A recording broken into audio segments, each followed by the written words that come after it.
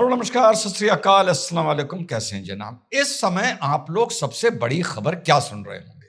सबसे बड़ी खबर आप लोग ये सुन रहे हैं कि डोनाल्ड ट्रंप ने 5 दिन का सीज फायर कर दिया है और ईरान उस सीज फायर को मानने को तैयार नहीं है।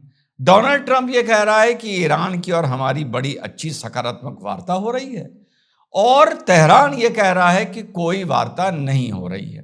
पहले तो समस्या ये है कि लोग ना ट्वीट पढ़ते हैं ना न्यूज़ समझते हैं, और लोग से मेरा मतलब है मीडिया और सोशल मीडिया, और बौखला के नी जर्क रिएक्शन देते हुए अपनी रिपोर्टिंग शुरू कर देते हैं।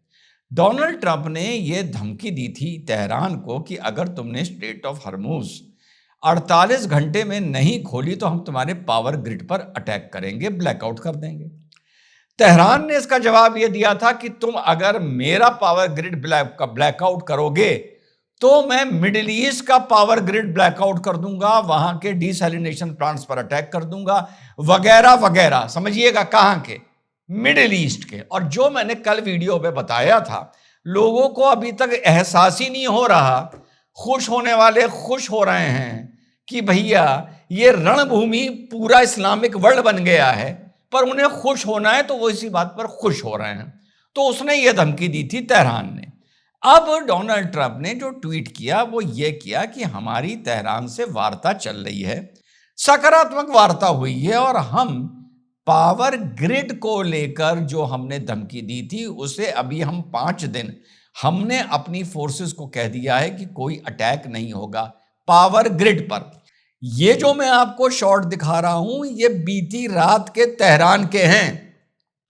पूरी रात वहां पर दिवाली बनी है और पूरा मीडिया उठा के देख लीजिए, 80% मीडिया बता रहा है सीज फायर हो गया, सीज फायर हो गया। पता नहीं क्या क्या क्या न्यूज का बना देते हैं। और इसीलिए साथियों, सत्य सर्वोच्च में आई एम वेरी पर्टिकुलर। जो भी टीम लिख रही है मैं उसे सुनता हूं, समझता हूं, उसमें करेक्शन करवाता हूं। एंड प्लीज इस मौके पर फिर याद आया, thanks for the wonderful response to Satya Sarvochch, thanks for liking Pragati and Som. तो प्लीज इसको सब्सक्राइब करिए। एक दिन में 3 या 4 बिल्कुल ऑथेंटिक, आराम से आपको अपडेट सही मिलने सुनने को मिलेंगे। तो साहब ये हल्ला मच गया, सीज फायर सीज फायर। कोई सीज फायर नहीं। कल मैंने आपको वीडियो में एक बात बताई थी कि भैया मिडिल ईस्ट को रणभूमि बनाकर अभी जितना भी डैमेज मिडिल ईस्ट का हो रहा है, अमेरिका से ही, जैसे गाजा में अमेरिका की कंपनी जाएंगी गाजा को बसाने के लिए, इसी तरह मिडिल ईस्ट में जितना भी नुकसान हो रहा है अभी अमेरिकन फर्म्स और may be Israeli firms middle east आएंगी उसको सजाने और संवारने के लिए, और बिलियन बिलियन बिलियन डॉलर्स का इनका वहां पर एग्रीमेंट होगा। और दूसरा देखिए, कल ही मैंने बोला था और कल रात को ये चीज फ्लैश होनी शुरू हुई कि यूएई के साथ अमेरिका का एयर डिफेंस को लेकर 6.6 बिलियन डॉलर का करार सैंक्शन हो गया है। अब निकालो 6.6 बिलियन डॉलर और हम तुम्हें एक नया डिफेंस सिस्टम देने चल रहे हैं, और जितना भी फायर पावर यूज हो रहा है सबकी पर्ची शेकों पर फट रही है। लेकिन यहां पर खुश होने वाले खुश हो रहे हैं। मुझे समझ ही नहीं आता, काश ऊपर वाले ने, मेरे माँ बाप ने मुझे इसी तरह से खुश होना सिखाया होता तो मैं जिंदगी में कितना खुश रहता। पिछवाड़ा टूट गया खुश, फेल हो गया खुश, नाकामयाब हो गया खुश, हंसी का मजाक का सबब बन गया खुश, लानत का सबब बन गया खुश। यस भाई, हम हर हाल में खुश रहते हैं। तो 6.6 बिलियन डॉलर की पर्ची तो अभी फटनी शुरू हुई है, आगे आगे देखिए क्या होता है। उसके अलावा भारत 16714 मेट्रिक टन एलपीजी लेकर अमेरिका से भारत पहुंच चुकी है, जहाज लेके आ चुका है। तो भैया एलपीजी भी बिकनी शुरू हो गई, ये भी देखे जाओ। पर इसके अलावा अच्छी बात यह है कि भारत में 2 अलग एलपीजी के कंटेनर और एक शिप का कंटेनर सऊदिया से भी पहुंच गया है। अब 50 करोड़ लोगों के लिए तो यह बहुत बुरी खबर है, क्योंकि वो चाहते हैं कि घर का चूल्हा चलना बंद हो जाए, लेकिन भारत में सिलेंडर के लिए मार होनी चाहिए, राइटिंग होनी चाहिए। अब लेटेस्ट खबर, आप एक चीज देखिए, न्यूज को बड़ा ही घुस के समझा जाता है कि जो न्यूज चल रही है यार ये चीज क्या है। एक बात बताइए, इधर मिसाइल मार दिया, उधर मिसाइल मार दिया, ये जला दिया, फलानी रिफाइनरी पर मिसाइल मार दिया। यार यूएसए के, और हाँ डिगो गार्सिया तक मिसाइल मार दिया। यूएसए के 2 एयरक्राफ्ट कैरियर ईरान की रेंज में हैं, और ये सिर्फ एयरक्राफ्ट कैरियर नहीं होते, इनके साथ 16 शिप्स का, फ्रिगेट्स का, डिस्ट्रॉयर्स का एक पूरा कुनबा चलता है, एक पूरा आर्मडा चलता है। यार ऐसा अभी तक क्यों नहीं सुना कि ईरान ने इकट्ठे 100 मिसाइल इन 16 की 16 बोट्स पर, टोटल मिला के 32 हैं, 16 दूर हैं और बाकी 16 तो बिल्कुल इनकी हिटिंग रेंज में है। इजराइल तक बम जा रहा है, लेकिन यहां नहीं जा रहा है। क्यों नहीं जा रहा है? 7-8 दिन या 2 हफ्ते पहले सुना था एक अटेम्प्ट हुआ है, 2 मिसाइल मारे गए हैं। अरे अपना फायर पावर तुम्हें झोंकना है तो तुम यहां झोंको ना। 2-4 डिस्ट्रॉयर तो डिस्ट्रॉय हो ही जाएंगे। अगर 100 मिसाइल मार दोगे तो कितना इंटरसेप्ट करेगा उसका जो डिफेंस सिस्टम है। लेकिन क्या आप सुन रहे हैं कि ऐसे अटैक हो रहे हैं?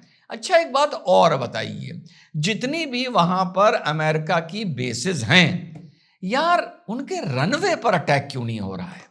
सबसे पहले जो हमने भी ऑपरेशन सिंदूर में किया था कि किसी के बेस को, एयरफोर्स बेस को डिस्टर्ब करने के लिए उसके रनवे को बॉम्ब किया जाता है। यार रनवे पर अभी तक ईरान बॉम्ब नहीं कर पा रहा है। क्यों नहीं कर पा रहा है? क्योंकि ईरान जो रनवे पर बॉम्ब करने की कोशिश कर रहा है, उसको एक संयोजित तरीके से रोक दिया जा रहा है। जो ऑयल डिपो पे या गैस रिफाइनरी पर अटैक हो रहे हैं, उसको नहीं रोका जा रहा है। सिंपल सी कैलकुलेशन है।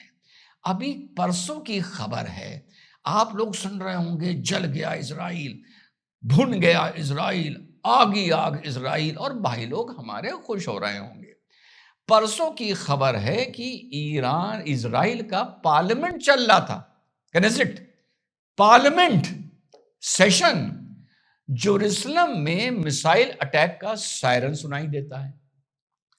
तो जो इजराइल की पार्लियामेंट में सेशन चल रहा था, वो सेशन रोक दिया जाता है, और जितने भी वहां पर मेंबर ऑफ पार्लियामेंट समझ लीजिए, रिप्रेजेंटेटिव समझ लीजिए, उनके पार्लियामेंट के भी नीचे मिसाइल बंकर है, वो लिफ्ट से अपने मिसाइल बंकर में 2 घंटे के लिए चले जाते हैं।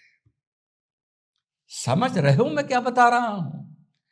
यार जहां पर 12 डे वॉर मिलाकर, 12 डे वॉर मिलाकर और ये वॉर मिलाकर इजराइल ने ईरान के 100, बड़ा चढ़ा के नहीं बोलता हूं, 100, जिसमें top police officers, top army officers, top intelligence officers, top scientist, top clergy, Islamic regime के जो है, 100 मार दिए, 100, विदाउट एग्जैजरेशन। मेरे भाई इजराइल का अभी तक एक इतने रॉकेट अटैक हो गए, एक मेजर नहीं मरा, एक कर्नल नहीं मरा। यहां पे 100 लोग मार दिए गए, और जो बचे हैं वो पता नहीं चल रहा है कि वो हैं कहां।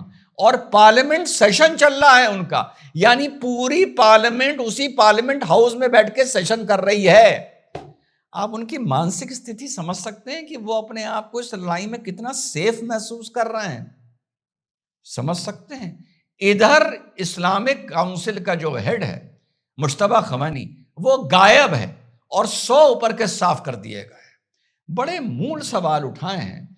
एलपीजी भी बिक रही है, मिडिल ईस्ट से डिफेंस के करार भी हो रहे हैं, मिडिल ईस्ट जितना बर्बाद हुआ है उसके बिलियन बिलियन डॉलर के रिपेयर के करार भी होंगे, जैसे अभी गाजा के होंगे।